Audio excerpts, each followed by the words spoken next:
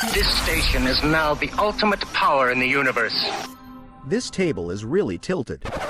Excuse me? Am I gonna get a chance to speak? Maybe I should take that back. Denied. Damn, son, where'd you find this? Take a giant step for mankind.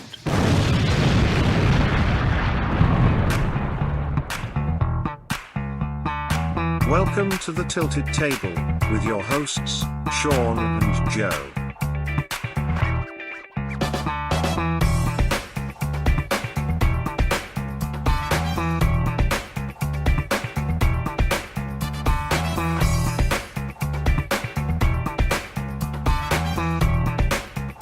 Folks, welcome to another episode of the Tilted Table, the internet's answer to a question that no one asked. I'm Sean Kabibi. And I am Joey Joe, the Fracky Mac. And I'm also fucking exhausted at fucking 8 in the morning on a Sunday, living off coffee right now. Wait, you're like a slightly hungover, 5 hours of sleep, 4 cups of coffee, and some Zyn pouches? No, I'm not hungover. I did go out last night, but I was out late, I don't know, close to midnight, and I kind of forgot that we were recording in the morning, so I was like, oh shit, I gotta get up early. So I went out. I had a couple beers at Tappan Cellar and watched a cover band play some covers. But there's one song that you brought up earlier before we started recording that I was like, wow, I haven't heard of that band in a freaking minute. Yeah, they played Space Lord by Monster Magnet, which was just a trip because they were playing, really well-known songs. So, they did, I think, Simple Minds, Don't You Forget About Me. It's funny because I wasn't really paying attention to what they were playing, so I'm going by my loose memory. But they're playing typical kind of hits that you would see from any cover band. And then they bust out with Space Lord, and they recorded it and sent it to a friend of mine. I'm like, holy shit, you're a next-level cover band if you play that. Mm-hmm. Because at best, it was a minor hit and quickly forgotten. Yeah, you were deep in some obscure catalog if you're pulling that out. Yeah, and of course the people, they're like dancing until they start playing that song, and then the crowd starts to thin out as far as like the dancing. And then after it was done, the guy said, he goes, "Oh, that was Space Lord from a Monster Magnet, great band." And like everybody's like kind of looking around, and I'm like the only one that's singing along with it because I'm the one that knows the fucking words of the song. Yeah, well, that sounds like a great night, man. Well, what are you doing for New Year's? I don't have any plans, but I do know I'm not going out. Mm-hmm. I don't go out on New Year's. That's the last place. I'm done with that long time ago. Mm-hmm. So I'm going to assume it's going to be a quiet evening of me working on my new book. Ooh, how's it coming? I'm moving quick. It's actually coming together really quick. So I'm happy about that. I'm clearly getting better at this thing. So have you got all of the chapters mapped out and all of your character development? Now you're just backfilling the pieces of the story? Well, I got it outlined, and I'm writing each chapter as like a first, draft, obviously, and just connecting each chapter and making sure it's flowing together. Mm-hmm. I am having to go back sometimes and like correct small details, and I want to do it now. Otherwise, it'll get too big and I'll get lost in it. It's real easy when you're writing a story to say, like, it could be something really basic. It's hard to explain to people, but like one of my chapters, I have these two guys driving their tow trucks. And something happens, a scene happens, and then later on I'm realizing that it makes no sense for them to be driving tow trucks in this particular thing. It wouldn't make sense, and I have to go back and say, like, well, now they're driving the regular vehicles, But then there's chapters later on where it goes, because again, it's kind of a Breaking Bad, Better Call Saul kind of thing, so it bounces around from place to place, past and future, not future, but present, and so. If there's another chapter, like say chapter 30 is where that, tow truck thing happens, but I mention it again in chapter 35, I have to systematically go through and go like, I got to go through all the chapters where that's going to be a thing and change it to make sure that it's consistent. And so that's the only thing that it can slow you down a little bit, is that if you get too deep into, when you outline it, it makes total sense. But as you're writing it, small details like, oh man, he can't be doing that. Not there, not now. I got to go back and fix that. But sure. Then, of course, one action leads to another action, and then you have to go back and correct all those other ones. But I'm sure in the creative process, as you're editing your own work, you're also coming up with new ideas and probably flowing those through the story at the same time. I try not to. You gotta stick to an outline. That was the problem with Pressed, is that I didn't have a really strong outline. I started adding things, and it started to get a little bit out of hand, and having to go back and try to figure out how to massage things and fix them. Well, I'm excited to see the first draft when this comes available. Yeah. Is it going to be straight to VHS? straight to DVD. Or Laserdisc? But I also have this year, not this year, well, we're still in 2025, but we're almost in 2026. I'm going to publish a book of essays, all my satirical essays. You've read some of them. Mm-hmm. You're outstanding. Oh. Yeah, they're very, very good. And I went to my publishing company, because my publishing company, which again, I'm not saying anything negative about them. They're a very small publishing house, but they are interested in my tow truck story, and they're like, oh yeah, we like that. When you get, a couple of drafts done, we would like to take a look at it. I said, hey, I got this book of essays. And they're like, nope, we don't want that. Flat out. I said, nope. Oh, that's funny. Well, okay, so going back to New Year's real quick. So at what age or what phase of your life did you realize, like, hey, man, this isn't my thing. I'm staying home? I mean, I've gone out for New Year's. 5 or 6 years ago, I went out with a couple friends, and we went to one place. And then my friend said, let's go to this other place where they had like a live band playing.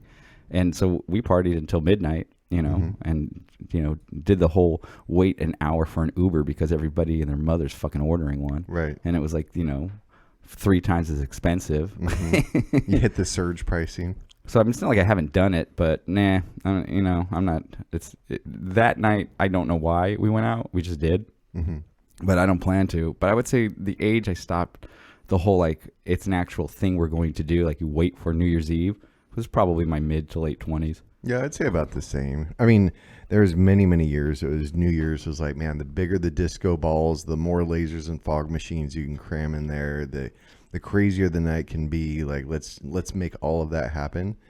And then I hit, a certain phase of my own life where, I go to bed at 9:15. Yeah, you go to bed early. Yeah, so it's like someone says, like, well, let's stay up until midnight. Like, that takes an act of Congress, probably not even like 100 milligrams of caffeine. It's probably like a gram to like jumpstart me into that kind of, yeah, it's fine. It's a new day to me.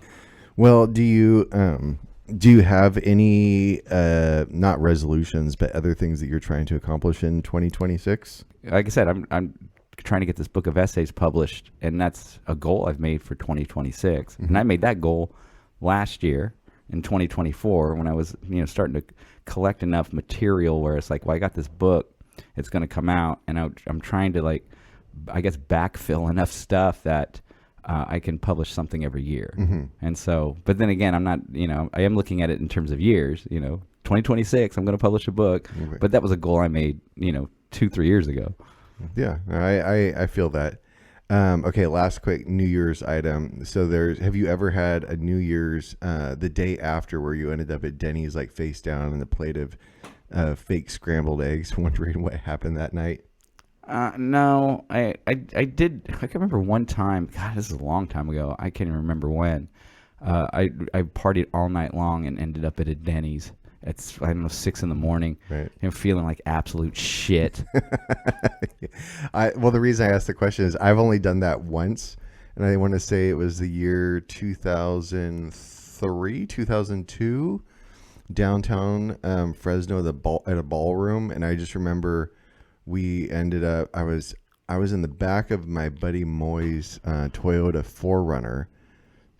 We came to a stoplight. Those folding A-frame construction signs that have the blinking orange light on it? Yeah. For whatever reason, it was me and a couple other people in the car. They're like, stop. Someone jumped out of the car and threw one of those in the back of the 4Runner. Oh my God. And we got back to the house, and I think I just passed out face down on the couch. I remember at some point I like cracked one eye open and there's this A-frame sign in the middle of the living room just blinking. I threw a giant blanket over the top of it. I'm like, I'm dealing with that later. Oh shit. But that's the only time in my life that they dragged me out of the off the couch, and yes, we were standing in line at Denny's at 6 o'clock in the morning, and I was like, man, this is awful. I hate my life right now. The only time I've done something even remotely like that, when I swear to God, I'm surprised we didn't get arrested. It was our senior year of high school, and we were going to throw this party for, graduation, and we were going to play a show.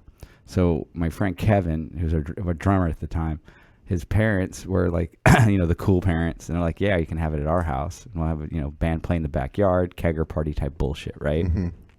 And we came to the conclusion that we needed a stage, and we don't have a stage, and that requires like wood. And we did systematically go to construction sites, and we started stealing like 4x8s and 2x4s. Oh my God. I think we went to like probably 4 or 5 construction sites where we would just rifle some stuff real quick, throw it in the back of the truck and drive off, and built a fucking stage. And then at the end of the show, after we were done, we fucking tore the whole thing down. Like we just ripped it apart and just smashed it up. Ridiculous. I'm surprised we didn't get arrested. Wow. But it was before, I think, a lot of like, cameras and shit like that. I don't think you could do that today. No, you probably get kneecapped today doing something like that. Fucking cannot believe we did that. Do you have any other things that you're trying to accomplish in 2026 other than publishing? I don't know. Well, I'm one thing when I put out that instrumental guitar thing, I want to do another one of those. But I think I may have talked about this already. I don't know if I did on the podcast or just with you. But there's these forums online where there's musicians from around the world, and they get on these forums, and somebody will say, "Hey, I want to do this song X, whatever song it is." Oh yeah, and no, like, we've talked about that off mic. Yeah, and so you go on the forums, and somebody had posted that. And I mean, there's a bunch of people that's, it's not just one group of people, but a song called I Don't Believe in Love by Queensryche, which is one of my all-time favorite songs. It's a fucking phenomenal song. And yeah, somebody was on there going like, hey, does anybody want to do this song? And I chimed in and I said, man, I'd love to do that song. I can play guitar in that song. I know the song, at least the main riff. I don't know the guitar solo. And so I'm like, yeah, I wouldn't mind doing that.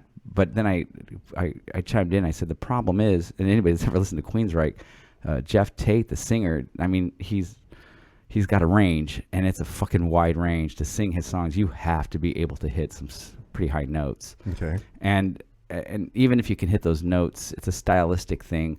And I'm like, I don't know who can sing Jeff Tate without it sounding probably pretty bad. And some dude from Brazil. He's like, I love Queensryche, I sing, I can do it. And everybody in the forum, we start to form a group of people. There's a drummer, the drummer's from like Alabama. He's a young kid, which is wild to me when young people are into this, kind of older music. And he sent a file to all of us of him just singing, like he has a song playing, and he's singing along with it. And I'm like, whoa, fuck, dude, this guy's great. And he's got a little bit of an accent. His English, I think, is a little bit, spotty. Okay. And so we've talked, and that's what I'd like to accomplish. Either do that song or just do another Joe Satriani song. Mm-hmm. And the song I'm thinking about doing would be If I Could Fly, which is an absolutely phenomenal song. But it's got some shreddy parts in it. And I'm just like, ew. It might take me a while to figure out how to play that. I was gonna say, is this one of those songs that it's gonna challenge your skill level? Yeah. What's weird about If I Could Fly? One thing about Joe Satriani, and you can hear it in the song that I did, is that there's clear parts. It's written almost like a vocal piece. Mm-hmm. There is a main riff that's played throughout the song. They always go back to that main riff, and it's usually something pretty tasty. Satriani always said that when he would write a song, he was trying to write it for people who aren't guitar players. Because most of these instrumental guitar players write for guitar players, and they're doing all this trick shit and wild crap. But, the average person doesn't want to listen to this. They want melody. Right. And so he always would center in on some kind of lead melody that he thinks that would capture the ear of somebody who's not a guitar player. And so his song structures, if you've ever listened to a Satriani song, most of them, not all of them, but most of them, you're going to get that main riff, and then it'll go into some other part. And, then he'll at some point start to get, real loose and shreddy, little skill, show you what he can do. With If I Could Fly, it has all that, but the parts where he really starts to play, it sounds like, and I'm not saying he did this, but it sounds like this to me. It really sounds like he's riffing. And at some point, it loses its cohesiveness. Okay. And it really does sound like, he's not going from one part to the next part to the next part. It sounds like at one point, he's just kind of riffing. And that part, I'm just like, I don't know, man. I mean, it's hard when, how to explain it? It's easy when I know there's one part, then it goes to this next part, and then it goes to this shred part, and then it goes back to this one part, and then it goes to this other part. You know what I'm saying? Right. It seems like in that song, he's at one point he's just shredding for it. Like the song's long. I think it's like 5.5 minutes long. Wow. Where he sounds like he's really just riffing, and I can see it being difficult in terms of like you have to remember a long stretch of notes without any sort of pinpoint area where I know like, well, here's this part, and then it's going to switch to this part. So I think that's going to be a little bit difficult. But just the fact that he is, a damn skilled guitar player, and when he starts lighting up that fretboard, that's going to be extremely difficult because I can play like that if I really sit down and practice it. It's whether or not I have the, I don't know what you call it, the motivation to sit there and really try to learn all these parts. Now, do I have to play what he does note for note? No. So I think at that part, I'm thinking in my head going like, well, you could just kind of, if you don't really know exactly all those notes that he's doing in this one part that goes on for a minute and a half, I could probably just improvise. Sure. Yeah. Are you going to film it again? Yeah, I would do the same thing. Yeah. No, that was really cool. I enjoyed posting that one. Yeah. I wish I could, going back, I wish I would change a few things, but I've never filmed myself doing it. So being able to sync, the video with the sound and get everything lined up properly, it's a little bit of a learning curve. And I'm probably not doing it the way that you're supposed to do it, but I also don't really have the software, I think, that would make it super easy. When you use real basic kind of free software, right? Yeah, you don't have all the killer options. But the one I have is pretty good. So I may be able to do it differently, where I can do it a little bit faster and not do it the hard way. And the way I would explain it is, I always tell people that I can take cheap recording equipment and probably produce a song that sounds really good, just as good as, like I say, more high-end, professional equipment. But it's like mopping a floor. The professional equipment would be mopping a floor with a mop.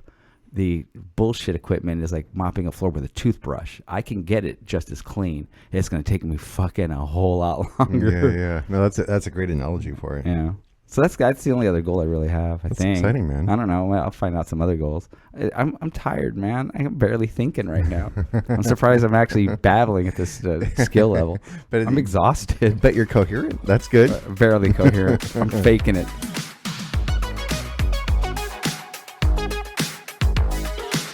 Ladies and gentlemen, may I have your attention, please? Leave a like on the video. I know you're enjoying this.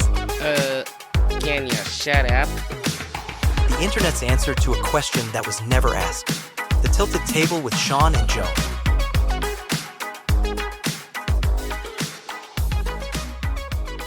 Well, let's see. I'm on the I think we've talked about this just briefly before, but I'm not necessarily a goal setter. Like, I'm going to do this. I need to write it down. It's like mentally, I always know I'm going to finish this and I want to do it, and I'm going to start right now.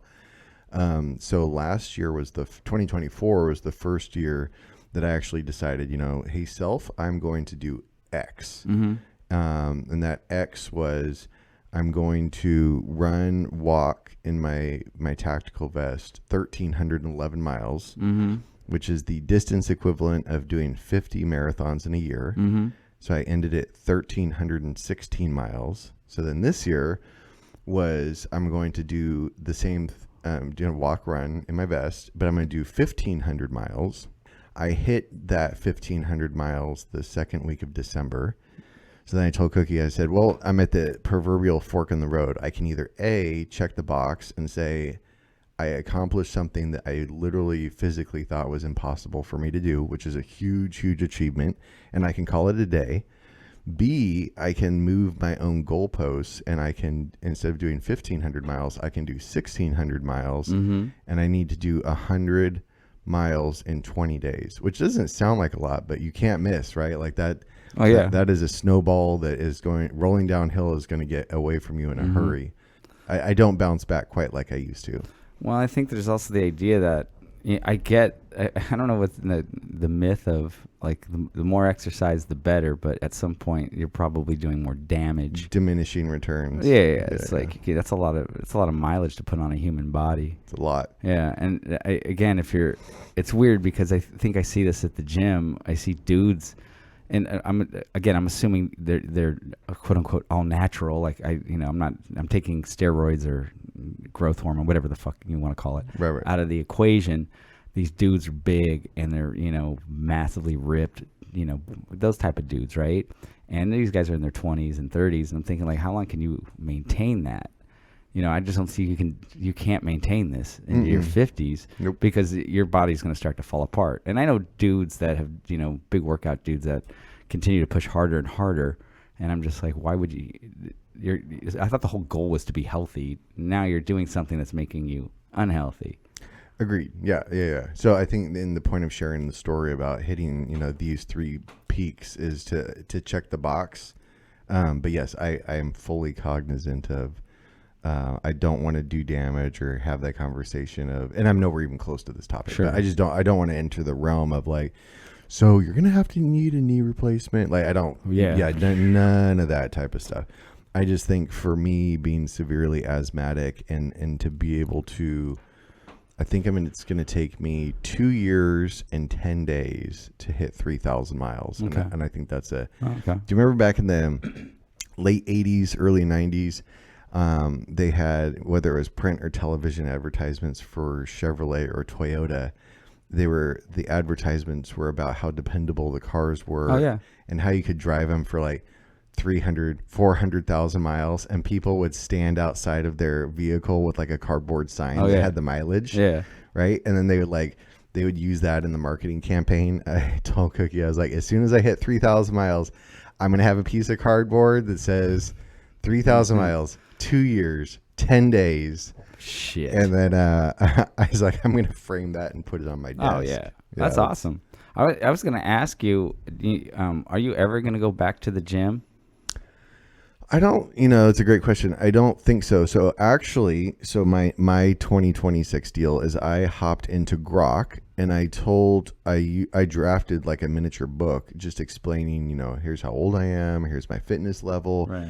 Here's the equipment that I own and have at my house, here's what my goals are, here's the number of days I want to exercise, here's what my diet, my sleep, my water.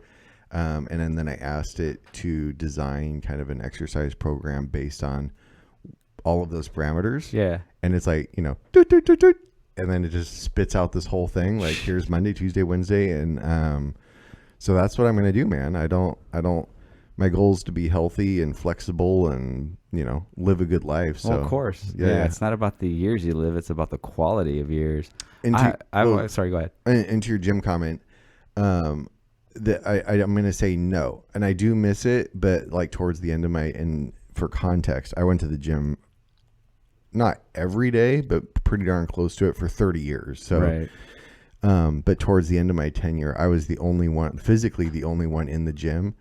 And it would take me, and it is not a big deal, it would take me 15, 20 minutes to drive to the gym. So I was like, why am I driving 20 minutes to the gym to be the only person in the building doing things by myself, which is fine, then to finish by myself and then drive all the way back home? It's like, that's my fucking dream. That's what I hate about the gym. It's too fucking crowded. Oh, I don't need other people. Like, I'm not asking for a bunch of people, but it's to your question, are you going to go back? Well, it's like, that's why I ended up getting a bunch of stuff at the house, because I'm like, why am I doing all that? Sure, right. Paying all the fees and everything else when I can just do the thing in my garage. Yeah. Well, I like the gym for a number of reasons. I do like the fact that it gets me out of the house, which makes me more motivated to work out. And I've had equipment at my own house, the standard, you got your garage, you got like a bench press and all that bullshit. Mm-hmm. But I found myself being able to delay it, and then ultimately it doesn't happen. It's like, oh, well, I'll do it, after I get this done, or and the next thing you know, you never do it. So it motivates me to specifically say, well, you got to go to the gym.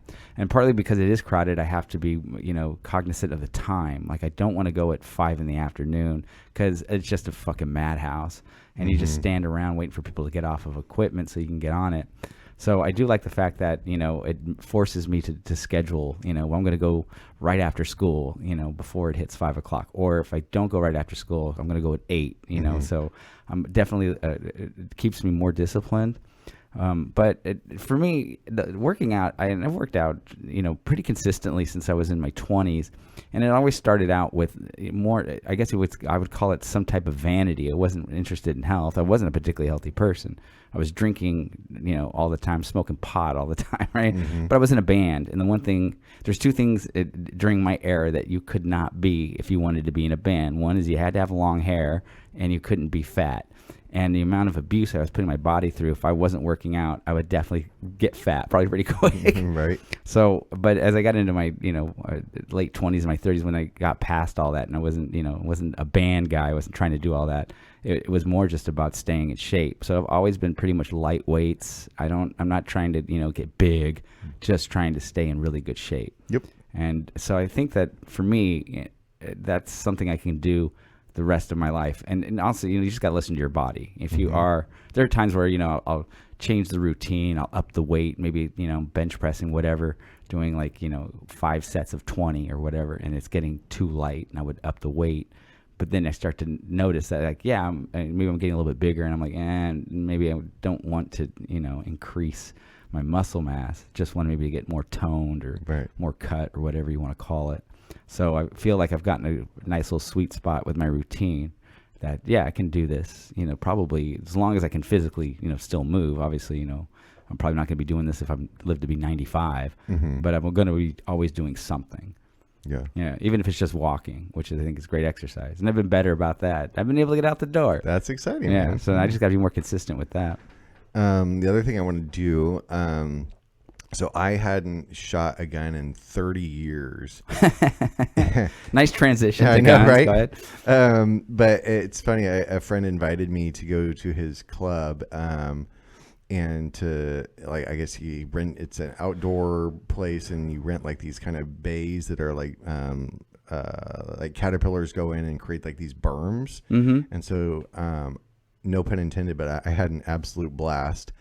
And it was funny that I haven't smelled this in decades, but do you know the meme going around with John Hamm in the club where he kind of closes his eyes and there's the dance music in the background? Yeah, I know what you're talking about. Yes, it was as soon as after my first blast on the shotgun and I ejected the cartridge and I smelled the burnt cordite, I had that inhale and then literally I did that John Hamm thing with my head. I was like, oh, this is glorious. Nice. Glorious. So I think I would like to be it was a lot of fun just hanging out in blue skies and outside and doing something cool like that. Yeah. Mm-hmm. Yeah, I'm not shooting guns anytime soon. I've always wanted to do it, but when I was a kid I shot 22s. Well, you can break out your you've always talked about taking your crossbow. I'm actually a big fan of crossbows. Mm-hmm. Me and my friends used to have this running joke, you talk about home defense. Mm-hmm. And I showed you that Bill Burr clip about the shotgun, mm-hmm. right? When there's an old Bill Burr bit where he talks about, wanting to buy a gun, but he doesn't know anything about guns. So he goes into a gun shop, and he asks the guy about it. And this, old redneck that's, old school gun guy. And he's like, well, what kind of gun do you want? And he goes, I don't know. And he goes, the pistol? And the guy gives him a bunch of shit well, yeah, pistol. It's not the movies, man. You miss all the time, right? And he's like, what you need is a shotgun. And the joke is, one of the punchlines in the joke is, he's like, look, I just want to, be able to defend myself, not have to do a bunch of drywall work, shoot off a shotgun. But one of the things that hit me about that was this idea that the joke with my friends was it'd be cool to have a crossbow, because if somebody breaks in your house, right, and you pull a gun on them and you shoot them, it's almost like it's I think the burglar would be expecting that, or the home invader would be expecting somebody who might have a gun. You know what I'm saying? Mm-hmm. But I have this idea that in the darkness you just hear this whoosh, and looking at the guy grabbing the bow in his chest, he's looking down and going, freaking him out he's, wasn't expecting a fucking arrow to come flying into his chest. Mm-hmm. What do they call the actual arrow from a bolt? I don't have no idea. Yeah, I'll go with that. It's not even an arrow; it's a bolt. Oh man, that's awesome! I feel like my Amazon searches are going to get kind of wild later today. Yeah, I wouldn't mind getting a crossbow. I'm not really into weapons like that, but a crossbow would be pretty cool. I think even just a bow and arrow would be learn how to shoot a bow and arrow decently. Or like for your home defense, set up in throwing stars. So, that would be equally as impressive. Some guy gets railed with a bunch of ninja stars, freaking out. What the fuck? Well, he's trying to pull one out, and another one's flying at him.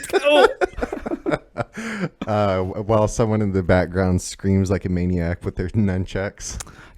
I don't know if maybe you know the name. I can never fucking remember the name of the animal, but it's an animal that people keep as a pet. It's just a gigantic hamster, like the size of a super large dog. It starts with a C. Chepibura? Yeah. Capybara, whatever it's called. Yeah. Right? So the first time I ever saw this thing, I don't know, it was probably some YouTube video. I'd never seen one of these things. And it's a pet. Like people, I'm going to say popular, but it's, I guess, relatively common that people keep these things as pets. And I'm like, I've never seen one. And so when I'm thinking in my head, like, I've never seen one, I'm sure a lot of people haven't seen one, and I always thought like that would be a cool animal to have in your house. Like when somebody broke in, and all of a sudden this fucking mutant-looking hamster turns around the corner, just freaks the guy out. The fuck is that? Or it's funny because we Cookie and I have a lot of cats, and I do feel like the Pied Piper every day is they hear my voice and they know that I might not see them, but they'll see me, and then I'll turn around and look at my feet. And I'm like, wow, that's a lot of cats. But if I could point, it's like say there's an intruder, I could just point at the intruder and say attack. All right. Well, one morning I got up. This is when I was living at my other house, and I had a sliding glass door. They have the curtains closed, and it was like a routine for me in the morning. I'd get a cup of coffee, and then I would pull the blinds open, let some sun in. You're looking right into my backyard, and it had to be, the sun is just coming up, and I am totally half asleep. So I got my cup of coffee, and I slide the thing open, and on my fence is a possum or an opossum. Don't know which one, doesn't matter. But none of this registers in my brain. I look at this thing sitting on my fence, and I'm like, holy fuck, that's the largest rat I've ever seen. I'm like, they don't get that, and I'm trying to find my phone. I got to take a picture of this. Right, and so I take a picture of it, and it scurries off, and I'm just like looking at the picture, going like, Jesus fucking Christ, the size of this rat. And then I send it to my friends in a group chat, and I'm like, look at the size of this rat, and everybody's like, that's a fucking possum, and I'm like, oh shit, you're right, that's a possum. My brain just wasn't registering anything. Yeah, that hour in the darkness and at distance, that would be kind of weird. Yeah. Well, I'm familiar with possums. I don't know what. Again, you're just half asleep, and my brain had registered rat, and it couldn't make the crossover at that moment. That like, dude, that's a fucking possum. It's not a rat.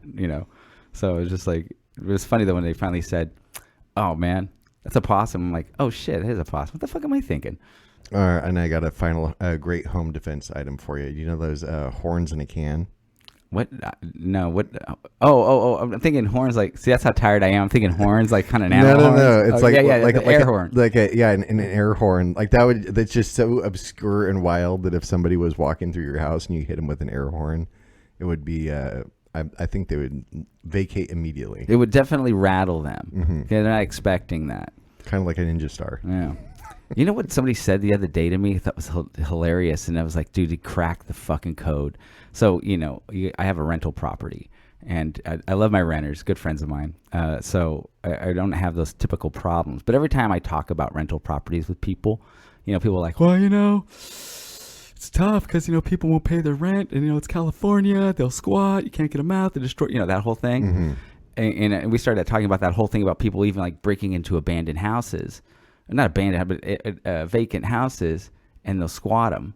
And then, if you call the cops, well, we don't know. It becomes a civil matter, right? So just that law in of itself, how people, guys I'm talking with are all pissed off saying like, yeah, man, that's just bullshit. And that's why I would never get into rental properties because, shit like that happens. It's just a big headache. And one of the guys I'm with, he's like, oh, I know how to solve that problem. And I go, how? And he's also, every rental house you have, you install like a smoke alarm style alarm somewhere in the house, maybe up in the attic, someplace where it can't be found, and you can control it remotely. So if renters decide they don't want to pay, they don't want to leave, you just fucking blast that shit off at fucking 3 a.m. constantly. I was like, oh damn, That actually you is cracked pretty the code, bro. That is a good one. Oh, dude, my first thought was like, because I've thought about like getting more rental properties and doing all that shit, but that's generally a fear of mine. Like, yeah, it's such a pain in the ass, and people I do know that rent. Like I said, I've rented to mostly my friends. I've never had these issues, but I also don't have a ton of rental properties. But if I had like 5, 6, 7 rental properties, and you're making that your business, yeah, you're going to get shitty renters at some point. It's just going to be a problem. And that was like, I was thinking like, and now I'm thinking like maybe I would get into that if I could install some sort of remote alarm and just blast them out of the house. Yeah. I'll make your life fucking miserable. The flip side is they'll probably break out a crowbar and start ripping out drywall. Oh shit, they will. Of course they will. Yeah. So, but I thought that was kind of interesting. Like, hey, you cracked the code, man. Because everybody always talks about like how they would get rid of somebody if they squatted in a house. I'm just like, what are you gonna do? Call your local biker club and pay them some money to pay these fuckers a visit? Yes. Vinny the Squid's gonna show up on your doorstep. Well, I think we covered a lot of ground in this episode. We've discussed goals. We've discussed early morning reservations at Denny's. Ninja stars, squatters. Definitely the world's most diverse podcast. That's why we are the fountain of misinformation. We are the fountain of misinformation. And a podcast about completely nothing. And I'm going to give Joe a ton of credit here because he has nothing in front of him that tells him how long we've been doing this, but he always knows exactly when to end it because we were exactly at the time that we would end this. I have a sixth sense.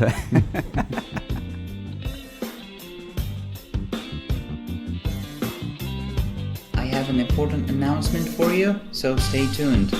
Yo, that's some next level shit, bruh. So you got me. Big deal. The internet's answer to a question no one asked. The Tilted Table with Sean and Joe.